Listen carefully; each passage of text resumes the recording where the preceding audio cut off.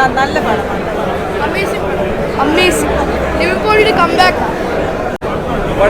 നന്നായിട്ടുണ്ടായിരുന്നു. ഇഷ്ടമായി, ഒത്തിരി ഇഷ്ടമായി. സൂപ്പർ പടം, ഇഷ്ടമായി. അതെ, നിവിൻ പോളിയുടെ ഒരു തന്നെ തിരിച്ചുവരവാനായിട്ട് തോന്നി.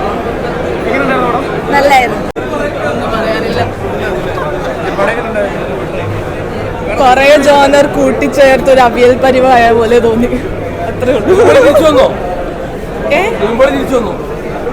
അറിയില്ല.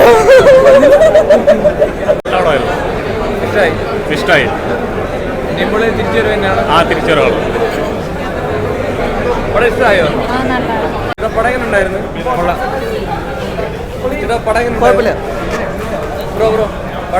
പൊളിച്ച്. നിവിൻ പോളി പ്രതീക്ഷിച്ചതിനെക്കാട്ട് അടിപൊളിയായിരുന്നു. മറ്റേ ഡിജോ ജോസ് ആന്റണിയുടെ ഒരു ലെവലിൽ വന്നിട്ടുണ്ട്. ജനഗണമന അങ്ങനത്തെ ലെവലല്ലെങ്കിലും കുറച്ചും കൂടി ഇതായിട്ടുണ്ട്. പൊളിയാണ്, ഒന്നും പറയില്ല. എനിക്കിഷ്ടപ്പെട്ടു. ബാക്കിയുള്ളതൊക്കെ അറിയില്ല.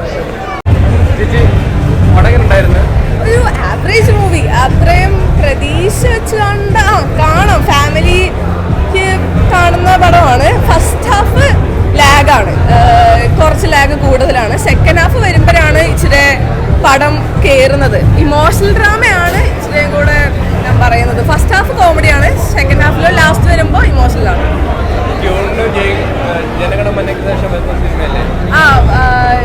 അത്രയും പക്ഷെ നല്ല പടമാണ്.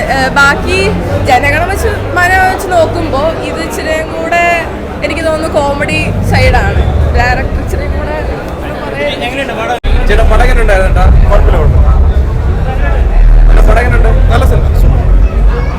എനിക്ക് പേഴ്സണലി നല്ല അഭിപ്രായമല്ല. എനിക്കൊരു ബിലോ ആവറേജ് പടമായിട്ട് തോന്നിയത്. കാരണം നമ്മളൊരു പ്രതീക്ഷിച്ച് വന്നത് കുറച്ച് കോമഡി, അതുകൊണ്ട് പിന്നെ ഒരു പൊളിറ്റിക്കൽ അല്ലെങ്കിൽ ആ ഒരു സ്റ്റേറ്റ്മെൻറ്റ് പറയുന്ന പടം എന്നുള്ള രീതിയില്ല. പക്ഷെ ഇവർ ഫസ്റ്റ് ഹാഫ് വേറൊരു രീതിയിൽ ഒരു നാട്ടിലെ രാഷ്ട്രീയമൊക്കെ പറഞ്ഞ് അത് തന്നെ അവരൊരു പാരൽ വേൾഡിൽ നടക്കുന്ന ഒരു സ്റ്റോറി പോലെ കാണിച്ചേക്കുന്നത്. കുറേ കോമഡി സീൻസ് ഉണ്ടായി, മൗത സൗഹൃദം എന്ന് പറഞ്ഞ കുറേ ക്രിഞ്ച് സീൻസൊക്കെ ഉണ്ടായി. ഈ അലിമോല പാട്ടൊക്കെ ആ ഒരു ബാക്ക്ഗ്രൗണ്ടൊക്കെ എന്ന രീതിയിലുള്ള കുറേ സീൻസ് ഉണ്ടായി. എന്നിട്ട് പിന്നെ സെക്കൻഡ് ഹാഫ് വന്നപ്പോൾ ഫസ്റ്റ് ഹാഫിൽ ഇതെല്ലാം മറന്ന് കഥ വേറെ ഇങ്ങോട്ട് പോയി. ഈ ഹിന്ദിയിലെ ബച്ചൻകെ വയസ്സ എന്ന പടമുണ്ട്, അതിനൊരു ലൈറ്റ് വെർഷനായിട്ട് തോന്നിയത്. പക്ഷെ അതിനകത്ത് കിട്ടിയ ഒരു പകുതി ഫീലിംഗ് പോലും ഇതിനകത്ത് കിട്ടിയില്ല. കാരണം സെക്കൻഡ് ഹാഫ് വേറെ ഇങ്ങോട്ടൊക്കെ പോയി ലാസ്റ്റ് എങ്ങനെയോ കൊണ്ടേ അവസാനിപ്പിച്ചു. ഒരു തട്ടിക്കൂട്ട് ഫീലാണ് എനിക്ക് പേഴ്സണലി ഫീൽ ചെയ്തത്. പടം ഒരു ബിലോ ആവറേജ് ഇതാണ്. നിവിൻ പോളിയുടെ ലൈക്ക് ഒരു ഓക്കേഷ് പെർഫോമൻസ്, പക്ഷേ സ്ക്രിപ്റ്റ് ഒരുമാതിരി ശോഭമാക്കി കളഞ്ഞതെന്നാണ് പേഴ്സണലായിട്ട്.